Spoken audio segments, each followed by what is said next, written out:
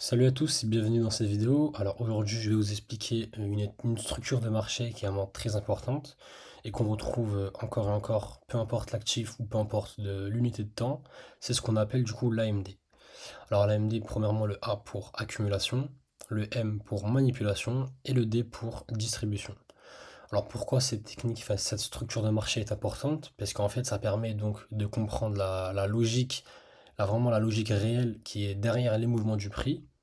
Parce qu'en fait, il y a beaucoup de traders qui se font piéger parce qu'en fait, ils croient que le marché part dans une direction, alors qu'en réalité, en fait, ce n'est vraiment qu'une étape de la structure.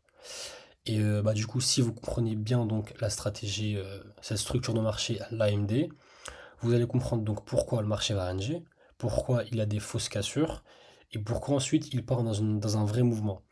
Donc là, je vous ai mis un schéma récap de ce que ça donne du schéma de l'AMD, mais on va vraiment passer étape par étape et je vais vraiment vous expliquer étape par étape, bloc par bloc. Alors, la première phase, c'est ce qu'on appelle donc l'accumulation, c'est-à-dire en fait que c'est le moment où le marché donc va se mettre à ranger, c'est-à-dire qu'il va bouger dans une petite zone entre le support et la résistance, sans vraiment donner une suite logique. C'est-à-dire en fait, c'est comme si c'était du coup une zone en apparence ennuyeuse, parce qu'en fait, il n'y a pas vraiment de tendance claire. Le prix, donc, il fait vraiment que de stagner. Mais en réalité, en fait, c'est vraiment une phase qui est vraiment cruciale, parce qu'en fait, pendant que la majorité des traders s'impatientent, eux, ce qu'ils font, ils vont rentrer au hasard, ou soit ils vont abandonner. C'est soit ils rentrent au hasard dans ce range, ou soit ils vont du coup abandonner.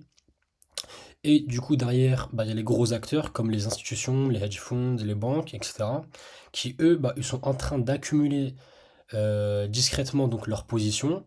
Donc eux, en fait, ils veulent pas que ça se voit. C'est pour ça donc le prix, ça reste calme. Et du coup, cette phase, c'est comme la préparation donc d'une fusée qui est en fait qui est prêt à décoller.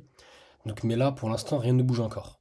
Donc retenez bien du coup l'accumulation, c'est vraiment la préparation donc d'un vrai mouvement. Ensuite, ici, on a la manipulation.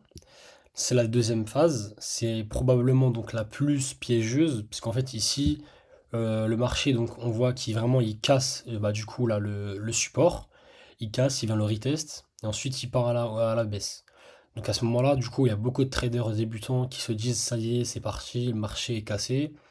Donc, il faut vite rentrer. Et c'est exactement là, du coup, à partir de là, de cette cassure, que, du coup, ils vont se faire piéger. Et du coup, ça va déclencher leur stop loss, etc. Et du coup, le résultat final, quoi, c'est vraiment une perte. Parce qu'en fait, cette cassure est fausse. Et du coup, le marché, ce qu'il fait, le marché, en fait, tout simplement, il fait quoi? Il fait que vraiment chercher la liquidité qui est plus basse. Donc, il va prendre les stop loss qui étaient placés juste à ce niveau-là pour les acheteurs. Et aussi, ça déclenche aussi les entrées qui sont trop rapides. Et juste après, il y a un inversement brutal.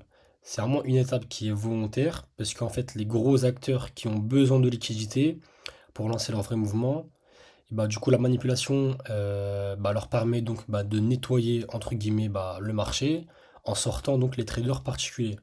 Les traders, c'est-à-dire que le particulier, c'est les traders qui sont du coup sur le marché secondaire, et de garder du coup la voie libre pour les institutions, les hedge funds et les banques. Donc pour conclure, la manipulation, c'est une fausse cassure, c'est une chasse donc au stop. Et enfin, ici, on a la distribution. Alors la distribution, c'est le vrai mouvement du coup du marché. Donc c'est celui qui part donc après la manipulation. Là, il y a l'accumulation, ici la manipulation. Ça vient vraiment chercher les stop loss des acheteurs. Et là, ça part vraiment dans une direction.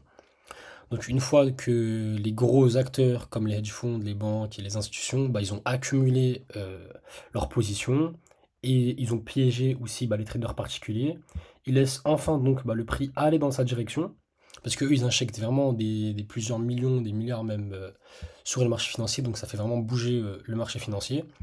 Et là en fait c'est souvent donc un mouvement qui est clair, rapide et puissant.